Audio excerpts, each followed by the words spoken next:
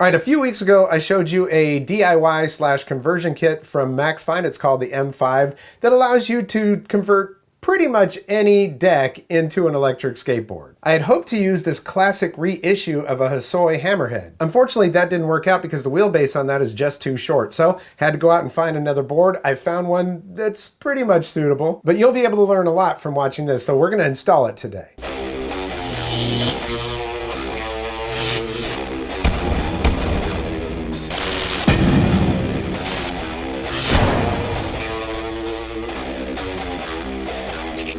Welcome back, I'm Tony. So yeah, I live on the Outer Banks of North Carolina. We have limited choices for stuff like buying decks. Well, if you wanted to buy a popsicle style deck from, one of the current new style boards, you can find those here. We have surf shops and things like that. But when it comes to long boards, the only thing I could find were complete boards, and I just wasn't going to spend 150 bucks on a complete board just to convert it. I've already spent 100 bucks on that Christian Hosoi hammerhead deck. So I pretty much had to shop online, and you just can't tell exactly how that board looks and everything looking at it in pictures online. I was looking for something that was low cost. I found one on Amazon. It looks perfect. There are a couple of issues with this deck, but no issues with the kit. My recommendation for you is to find a board that just has a little bit of concave, that is pretty much as flat as possible, maybe a tiny bit of drop down. Well, you'll see when you watch the video. The kit is currently $549 on their website, and here at the top it says 17 to 63 miles. That's because they have a couple of extended range ones. But when you look further down on the website under specs, it says 21 miles. I'm going to tell you that it really depends on what board you use, what your weight is, what the conditions you're riding in and stuff. So, take that with a grain of salt. I've ridden it about 10 miles, and I think you might get another 4 to 5 miles out of it. At least I weigh 195, and it's a pretty heavy deck that we used. It has two 750 watt hub motors on it. It does have a fast swap battery, which is very cool. The battery is Samsung 10S2P. Uses a Hobbywing V4.0 FOC. It does have regenerative braking. They give it an IPX5 waterproof rating. Personally, I don't ride these things in wet conditions at all. In fact, sometimes I'll stop and pick them up over a puddle. They're electronics and they're expensive, so protect your investment. The wheels are 96 millimeter, but it doesn't say what durometer they are, and the weight of the kit itself is 13 pounds. Charging time 2 hours with a 2 amp fast charger. I went into more details about the specs of this kit in the previous video, which you can see at the link that's popping up right here. So earlier in this week I installed this, so I'm going to show you that, warts and all. That way you can see what some of the issues that I ran into. Some of them were purely caused by me. Because Maxfind has no idea what deck you're going to choose for this build, I do recommend that they include some longer bolts for that and some bigger risers. Never know what people are going to be using, so it'd just be a good idea so people can get right to it. Let's go ahead and install this and take it for a ride. All right, I finally found a nice deck on Amazon. I think this was $40. It is a nice thick deck. So it's good because it needs to be somewhat rigid because this is a metal casing on here, so there's going to be no flexibility in that. What I've done so far is just kind of mock it up as to how I think it'll go. And let's see, these wires, I don't want the wires to be too long, but I also don't want them to be sticking down or anything like that. But they have some basic instructions that came with this. And I mean, it does include everything that you're going to need on there. So they did send extra screws for the enclosure. There's 8 of them there, I think, and you only need 6. Maybe there's more than 8. And of course, you've got 8 there for the trucks. The risers that they've given are, well, they're nice and silicone-y. Got your remote. And I do want to point out that you have a 3-pin charging cable, so that's actually kind of nice. The enclosure on this thing is really nice. Again, if you haven't seen the previous video on this, go ahead and check that out. All right, well, let's go ahead and flip this over. I'm going to remove all these screws. This PCB that's on here is just to protect it in transit and all that kind of stuff. It is not going to, it's not going to stay. Ooh, okay, so this is going to be used with that. Oh, there we go. That comes right off of there, and you have access to the battery. You can buy extra battery packs, and I think these battery packs are like 200 bucks or something like that. But yeah, if you wanted to, you could carry an extra battery pack in your backpack, swap it out, whatever. But to me, the big benefit on this is that batteries do go bad, and if they ever go bad, you can just pull this thing out of here and swap out the battery. Comes out just like that, and you got your connectors. Now, I don't know if this is because this is the Pro or whatever, but I have seen some previous stuff where this piece was not on there protecting it. You can just see the exposed internals there, the ESC and all of that. But now they've got this on here, and it seems that they've got some some sealant on there, so not too bad. So there are supposed to be 6 screws, 1, 2, 3, 4, 5, 6. So that is the total amount of screws that are going to be used to bolt this on. You also note that this has a sticky side on here. Now in their instructions, they tell you to install the Trex first. I'm just going to do that last. So I just put a couple of screws through here just to hold it while I check the lengths of these. All right, so this is going to go all the way back right there. In fact, I'm going to bring it back a little bit further. Yep, I think that will work just fine. Just lift that off of there and we're going to put that aside. We're going to use that as a template for drilling those 6 holes. And I've got some standard painter's tape here. I'm just going to put that on here to hold it in place.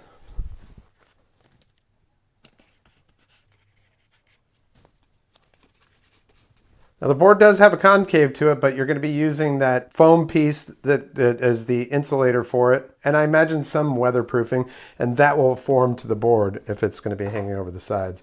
1, 2, 3, 4, 5, 6. That's our holes. Now they don't tell you in the instructions what drill bit to use for this. So I'm starting out with the 9/64 right there. I'll drill a hole, test it, and see if that will go through.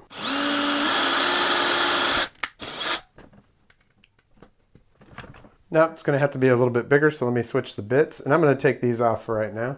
All right, so take 2 with the 5/32.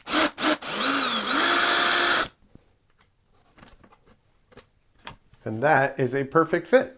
I actually took this foam out of the box to use underneath this thing so I don't go into my nice Pelican case or my cool little cover there. All right, so now we can take the template off of there. So yeah, this PCB, it's not part of the end installation, but it is suitable as a template, and it also is what kind of protects everything inside of the board, or inside of the box. Yeah, that's one of those things about the condo life. I don't have a workshop or anything. My dining room table is that. My wife does not love that, but oh well. So all told, this deck was about $40, and then the kit is $549. This is not the extended range one. The range on this they're saying is 17 miles. I'm going to say it's between probably 12 and 15 miles. But this is a cruising board, so I think that's pretty sufficient for what the purpose of this board is. It's a pretty thick deck, so I was wondering about these bolts and how they would go through, but they seem to be all right.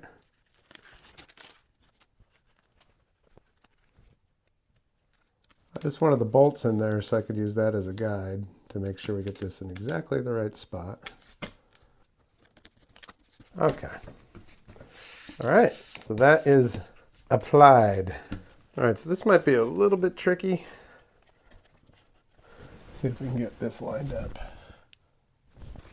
I imagine once you get one of these in here, you're pretty good to go. What I need is something to strap this on here so it's all held together, but let's see.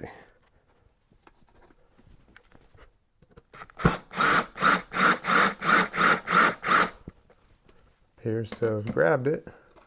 Of course, this material will compress once the thread's grabbed. There we go.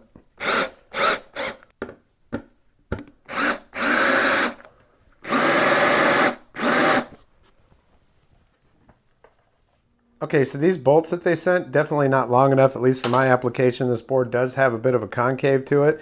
And I know we can compress all this so that it'll all fit, but these barely stuck up above and it wasn't enough to grab. So if you tightened one side, it lifted the other and you couldn't get it. Yeah, so I had to go to the hardware store and picked up more. Luckily, they tell you that those are M4 and they were 30 was the length on them. So what I did is I went out and got some M4 40 and some M4 35. So I should have what I need here. And even though I use that yellow PCB as the template, it's the, maybe user error, but the holes might be slightly off. So we're going to see how this goes. Okay, let me just get down here where I can see. Well, I think we can make it work. Let's go ahead and try. Now, in the event that these are too long because you actually only have so much room that you can screw them in, then I'll take it out and I'll put one of the shorter ones in there. Again, I put the 40s in here. I probably want to make sure that I don't screw them all in at once. All right. Well, those three are good.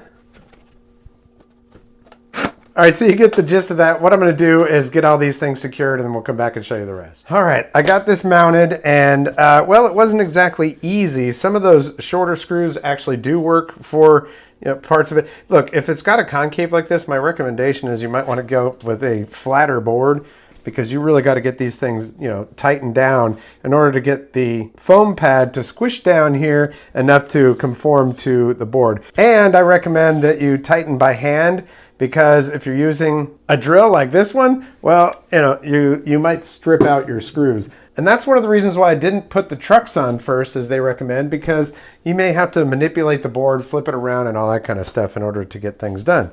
All right, so we're going to slide this down here. Got the front trucks. Let's go like that. Line all that up, put that on there, and we're ready to put these bolts on. Boy, this is a pretty thick deck that I've got here. So who knows, I might actually need longer mounting screws.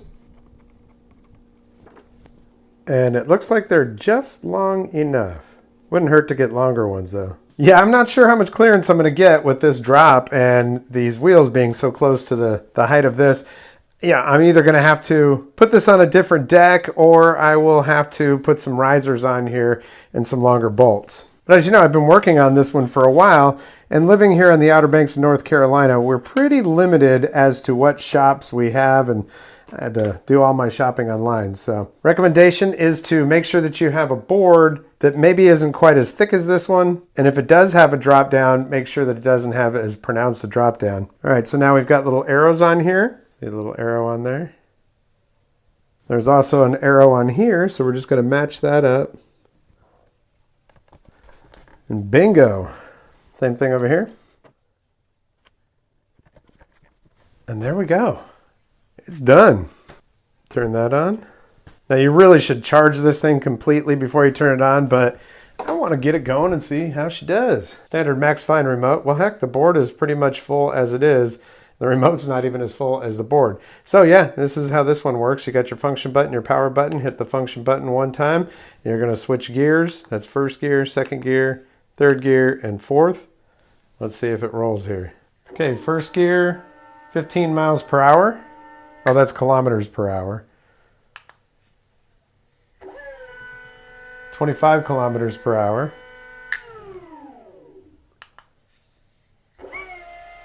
35 kilometers per hour. And you can change this to miles per hour. This is the first time I've actually turned this board on. You have to, I think you have to repair it to do that. And 39 kilometers per hour. Which my idea for this board was just a cruising board, so I'm not thinking we need to go that fast. Probably won't get out of second speed here. Yeah. Brakes work just as you'd expect. So, a little bit of diligence figuring out what board you want in advance, but let's put this on the ground and see how it sits. Yeah, and that's what I mean. There's like no clearance at all on this. Don't even try a speed bump on it. But look, if you didn't have that big drop down on there, it would be fine. And it still will be, as long as I put bigger risers on there, longer screws, yeah. All right, well, let's go ahead and check out the acceleration on this. I'm on speed 2, which, the way I have this board built, probably, oh man, that is some very smooth acceleration.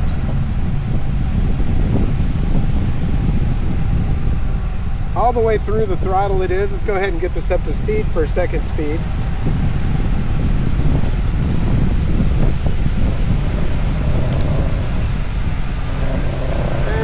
Let's test out these brakes. Very, very smooth. And that's a big deal, right? When it comes to your boards and your performance, acceleration and braking, especially if you're kind of new to this. You're like, I just wanted to electrify one of my current boards. That would definitely work for that.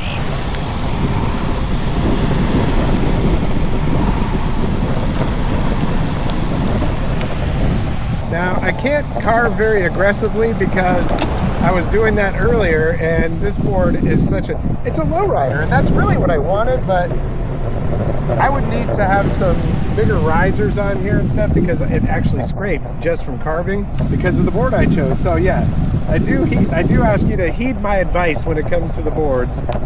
This one, if it had bigger risers on it, it would probably be really good for carving and stuff. I mean, the board itself is actually kind of nice. It's got a nice big drop down and all that stuff. My recommendation to Maxfind would be, you know, include some bigger risers in the package and include a couple of sets of screws, maybe some longer screws, because this deck clearly is thicker than the boards that they had tested it on. So yeah, I had to go out and buy some new bolts for it at the local Ace hardware store.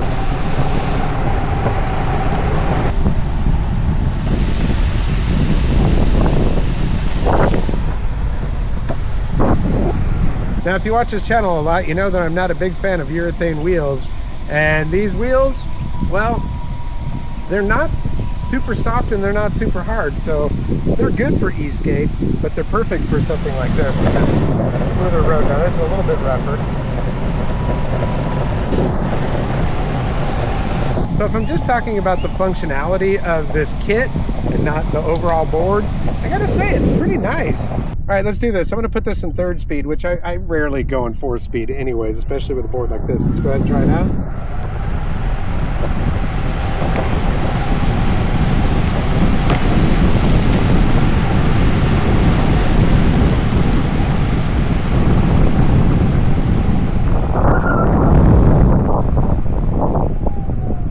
Yeah, very stable. And I got up to about, what was that, 29 kilometers per hour, something like that. Whoa, wait. It's got a little bit of a kick to it though. We'll just try out 4 speed for a second.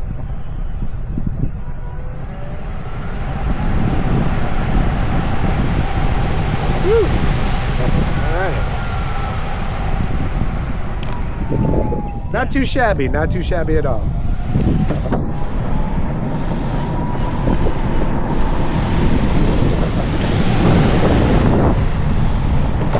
So aside from my poor choice of decks, well, I don't know if it's not really a poor choice of decks. This is a nice deck. It'd be great for a little beach cruiser. This kit really works out well. You can pretty much electrify, well, most boards. You're not going to be able to do it with a short board like I did with the Revel kit. Now the Revel kit, actually really not that bad, but the remote, not a big fan of that remote. And this is just overall, it's got that metal chassis to it, or you know, the enclosure to it and everything else. I think Maxfind has done a really good job with this. Like I said, my recommendation is include some longer bolts in there because you just don't know what deck people are going to use, what the thickness is of it or whatever, or maybe give more guidance as to thicknesses and tolerances on decks and all that kind of stuff. But either way, be easier just to include some more bolts and a extra set of risers, maybe 2 or 3 different ones, so people could have more options for how it goes onto the deck. Acceleration on this is really smooth. It's got plenty of power with 2 750 watt hub motors on there. And while I'm not a big fan of regular street urethane, I'm pretty sure you could buy some cloud wheel style wheels that'll go on there. You know, they got the sleeves that go on hub motors, and that would make the ride a lot more comfortable. But hey, look, if you're just cruising on boardwalks and streets and stuff, it works really well. The wheels are soft enough for that. Who's this kit for? Well, look, if you've been thinking about getting into electric skateboards, you don't have a $1,000 budget, but you've got a cool longboard that you're thinking, man, I'd really like to just electrify this. Well, you could buy this kit for 550 bucks and be set. It also has a really good free roll to it. I didn't show that in the video, but you know, you just turn it off and kick push it. It'd be just like you didn't have any electronics on it. So, you know, you'd have basically a hybrid 2-in-1 type of board. I think they've done a good job. I just wish it was a tiny bit smaller because I really wanted to put it on that Christian Hosoi hammerhead board. I always wanted one of those when I was a kid, and well, you know, I never got one. They were kind of expensive, and it still is. It was $100. Just a quick note on that deck that I bought. If you're looking to buy that deck, I think it's $50 now. It was only $40 when I bought it, but Amazon prices do change quite a bit. So, you know. So there we go. That is the Maxfind M5. The box that I have says M5 Pro, but the website just says M5. You can get it in standard or extended range, and if you get the extended range, that means that you've got an extra battery pack. You can carry that in your backpack. When you start to run down, you just take off that cover, pop in the new battery, put the cover back on, and you're good to go. That's one of the things I've always liked about Maxfind. Aside from 1 or 2 of their boards, all of them have hot swappable batteries. And to me, that's great because not only for range purposes, but hey, when the battery wears out on these things, it can be a bear to get them replaced. But when you can just take it out and pop a new one in there, it's a lot easier. And that is one huge advantage to this one. A little bit of future proofing for you. Well, it's Friday. One of my friends, Alex, is having his bachelor party tonight. We're going to be going to see Stephen Piercy of Rat, and then who knows what happens after that. But yeah, I'm ready to get out of here and have a couple of beers. Of course, we have a sober driver for tonight. I want to thank you so much for your support here on the channel. Likes, comments, shares, subscriptions, always very important. So if you like what you see, hit that thumbs up. If you haven't subscribed yet, there is a red subscribe button down there and notification bell. If you have both of those, you'll get notifications when I upload new videos. Well, that's going to do it for this episode. We'll catch you next time on the Vapor Trail channel.